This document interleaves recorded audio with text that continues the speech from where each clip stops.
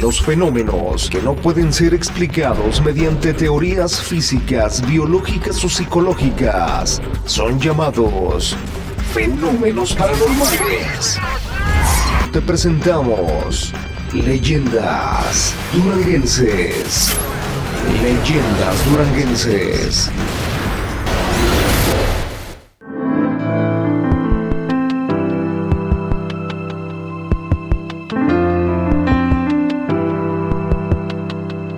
La vida humana está llena de acontecimientos, algunos tan insólitos que parecen increíbles y adquieren la categoría de verdaderos por la forma de formarlos y la seriedad de la fuente de donde proceden.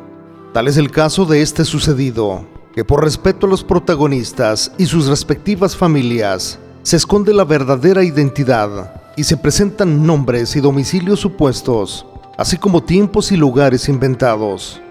Sin embargo, el hecho nos conduce a reflexión y del mismo deducimos enseñanzas que son útiles para propios y extraños en el actual momento en que la ética profesional y la vida social en general sufre de falta de valores humanos que le den razón de ser a la existencia.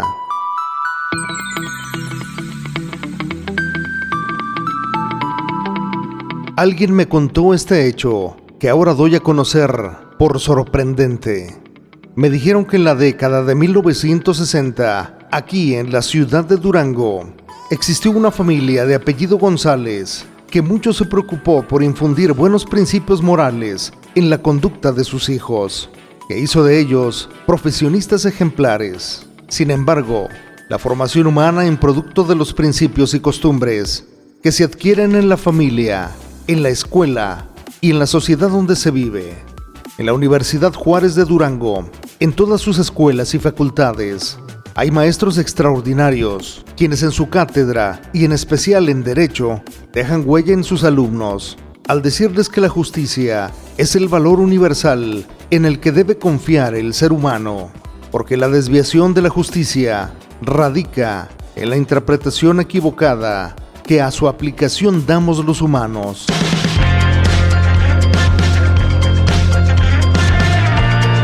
Con soportes sólidos de formación familiar y escolar, se formó María de Jesús González, abogada de profesión, que tuvo brillante trayectoria académica en la escuela primaria y superior, donde recibió distinciones y homenajes por su talento y dedicación al estudio. Ya como abogada postulante, su norma fue servir a la sociedad, especialmente a los humildes, y nunca cruzó por su mente enriquecerse con el ejercicio de su profesión, a pesar de que su entorno familiar fue de carencias y limitaciones, circunstancia que influyó en parte a darle una complexión física endeble, enfermiza y delicada. Su doctrina en el ejercicio profesional fue servir a los pobres, aún sin el pago de honorarios, y se sentía bien defendiendo causas difíciles de gente sin recursos, tanto que en repetidas ocasiones expresó dentro de su círculo de amistades que ella defendería sin pago a los pobres, aún después de muerta. Esto le dio el nombre de abogada de los pobres, y más de una vez fue objeto de reconocimientos y otras de mofas y críticas mordaces entre sus compañeros abogados. A temprana edad, tal vez de 25 años, murió de enfermedad incurable y su sepelio fue tumultuoso y colmado de flores y coronas, ya que en las colonias proletarias se le idolatraba.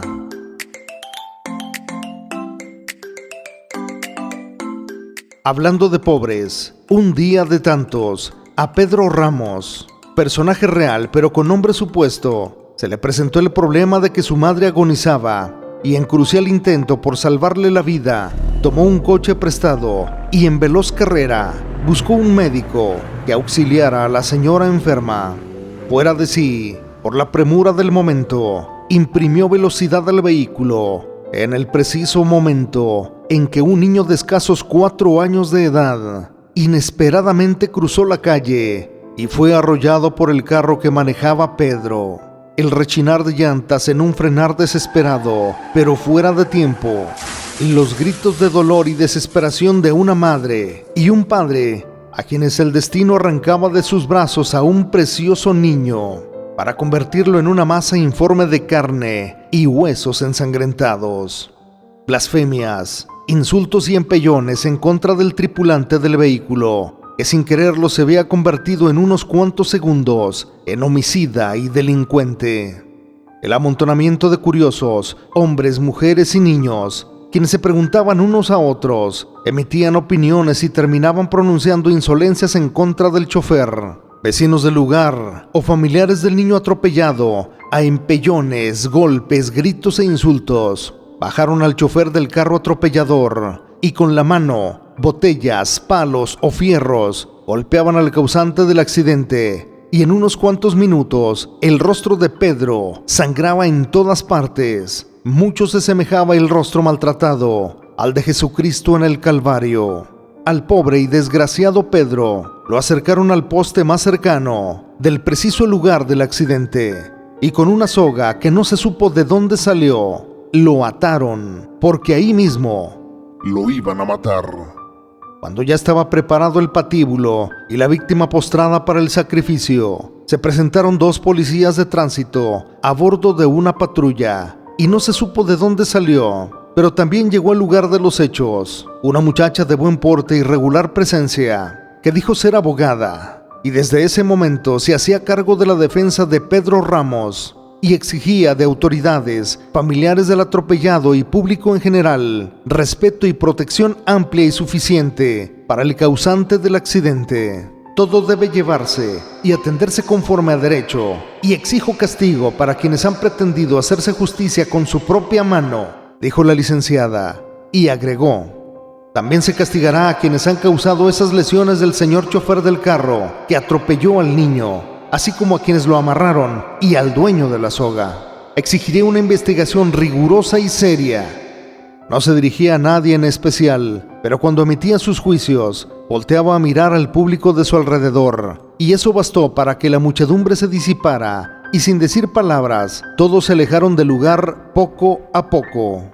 Los policías de tránsito se hicieron cargo de la situación, levantaron la información requerida, el peritaje de tránsito de rigor, y el autor del accidente fue conducido a los separos de la entonces Inspección General de Policía, donde fue declarado por el agente del Ministerio Público en turno. Se levantó la fe de hechos y Pedro Ramos fue pasado a la penitenciaría del Estado para ser juzgado por el juez competente a quien correspondía el caso. Por fortuna, aún con lesiones graves, el niño atropellado no perdió la vida, circunstancia que simplificó las cosas, favoreciendo la causa de Pedro, para que el juez concediera su libertad bajo fianza, beneficio del cual no pudo disfrutar de inmediato el detenido, por carecer de recursos para presentar la fianza que impuso el juez, y continuó privado de su libertad.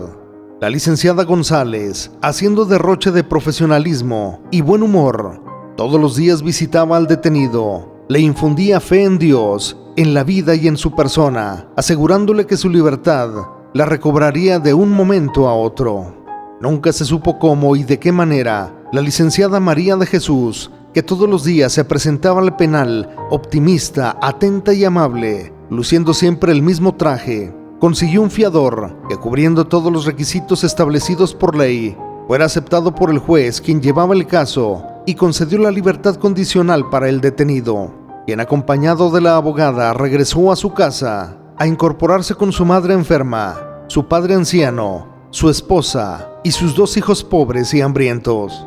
La llegada de Pedro al hogar fue una fiesta de alegría, y cuando todos agradecieron a María de Jesús su intervención, el reloj de la catedral sonó las 12 campanadas del mediodía y toda la familia notó que la licenciada, con un ademán atento, se despidió de todos y salió a la calle. Pedro y su esposa salieron tras de ella para detenerla y ofrecerle un vaso de café caliente, pero ya se había desaparecido y no la encontraron en ninguna parte. 2 días después, volvió la licenciada llevando en la mano el oficio de libertad absoluta de Pedro Ramos, porque a gestiones de María de Jesús, los padres del niño atropellado se habían desistido, concediendo el perdón al conductor, y el incidente bochornoso y lacerante había llegado a su fin. Pedro, conmovido hasta las lágrimas, quiso abrazar a su abogada defensora y llorar sobre sus hombros, pero la profesionista, austera y amable, no daba la mano a nadie ni se dejaba tocar por nadie. Lo único que consiguieron don Juan, el padre de Pedro, y Hortensia, su esposa, fue que les diera su dirección de una calle determinada en la colonia maderera, a donde ofrecieron visitarla. Pedro y su familia se sentían felices. Todo lo transcurrido les parecía un sueño en corto tiempo, una película que habían presenciado todos en el mismo cine, o una experiencia que Dios les había hecho vivir para robustecer su fe. Las visitas de familiares, amigos y conocidos se dieron continuamente todo el día, y sin embargo, ni por un solo momento se separó de Pedro la preocupación de saber cuánto le iba a cobrar de honorarios la licenciada por sus valiosos y eficientes servicios. En un momento de desahogo, recurrió al teléfono de un vecino para llamarle a María de Jesús, preguntándole por sus honorarios. Casualmente, ella contestó el teléfono y le dijo que no se preocupara por eso, que a quien debía agradecerle y darle las gracias era a Dios, que con ella después se arreglaría. Aquello preocupó más a Pedro, pensando que no le quería decir porque le iba a cobrar un ojo de la cara, que no sabía ni él ni su familia cómo podrían pagarle o cuando menos abonarle algo. Al advertir que su empleo de repartidor de refrescos en Coca-Cola ya lo había perdido por no ocurrir a su trabajo al estar detenido, que no tenía nada que vender para liquidar aquella deuda, habló en la tarde con su padre y esposa, manifestándole su decisión de trasladarse lo más pronto posible a los Estados Unidos como mojado, a efecto de trabajar en algo y mandarles a sus gentes dinero para comer y abonar la deuda contraída con la licenciada González. Su padre, don Juan, al escuchar a su hijo, le dijo: «Pedro, lo único de valor que tenemos son estos anillos, el de tu mamá y el mío. Son los anillos de matrimonio que nos regalaron cuando nos casamos. Véndelos, junto con esas arracadas que son de tu mamá. También son de oro. Véndelos, y con lo que te den, le das un anticipo a la abogada y le dices que te espere mientras empiezas a mandar dinero de Estados Unidos». Y siguió diciendo don Juan: «Sin embargo, creo que el primer paso es que mañana vayamos a casa de la licenciada, le preguntemos cuánto te va a cobrar y luego decirle que no se desespere, que todo se le pagará, pero nada más que nos dé tiempo». La reunión de la familia se disolvió cuando llegó un amigo y compañero de trabajo de Pedro a decirle que decían sus jefes que se presentara a trabajar, que su trabajo lo estaba esperando. Otro día, aún sin almorzar porque no tenían qué, todos se trasladaron a la casa de la licenciada González en la colonia maderera, y al tocar salió una muchacha que les dijo: «La licenciada no está. ¿Qué se les ofrece?» «Necesito mirarla a ella», contestó Pedro. La muchacha se encogió de hombros y sin decir palabra dejó la puerta entreabierta y regresó. Volvió un hombre entrado en años diciendo: «La licenciada María de Jesús no está, pero yo soy su padre y estoy dispuesto a responder por los compromisos que ella haya contraído y no haya cumplido». Y continuó: «Digan ustedes». Pedro tomó la palabra diciendo: «No, señor, nada podemos arreglar con usted. Necesitamos ver y hablar con la licenciada González». El padre de la licenciada se quedó callado. No hallaba qué hacer. Miraba el piso de la sala y también contemplaba el techo, sin pronunciar palabra, y al fin expresó: «Dígame qué desean de María de Jesús, porque ella no los va a poder mirar». Un tanto angustiado, Pedro replicó: «Señor, esto es urgente, debemos mirarla a ella. Díganos cuándo regresa, si es que anda fuera». El señor contestó con un nudo en la garganta y los ojos empañados por el llanto: «María de Jesús hace 2 años que murió. Ya nadie la volveremos a ver nunca». Pedro Ramos, don Juan y Hortensia se quedaron desconcertados. No sabían si era una broma de mal gusto o una trampa para negarles a la licenciada.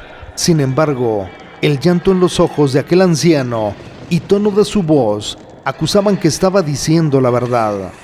Pedro, desesperado, incrédulo y desconcertado, Miró a su alrededor y en la pared a su espalda estaba colgada la fotografía grande de la licenciada María de Jesús González, con el mismo vestido que usaba todos los días que había platicado con él. Pedro, nervioso y asustado, exclamó: ¡Ella es! ¡Ella es! El padre de la licenciada y todos los presentes contestaron en coro al mismo tiempo: ¡Ella es! ¡Ella es!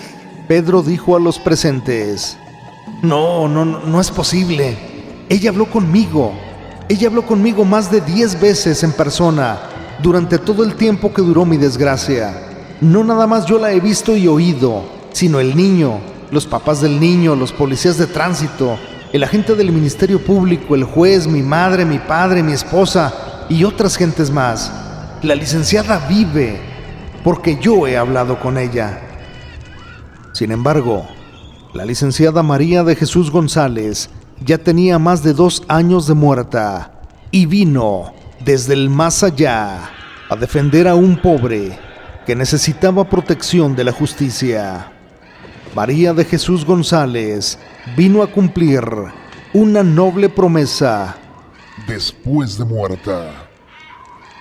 Los duranguenses llaman a esta leyenda noble promesa cumplida después de muerta.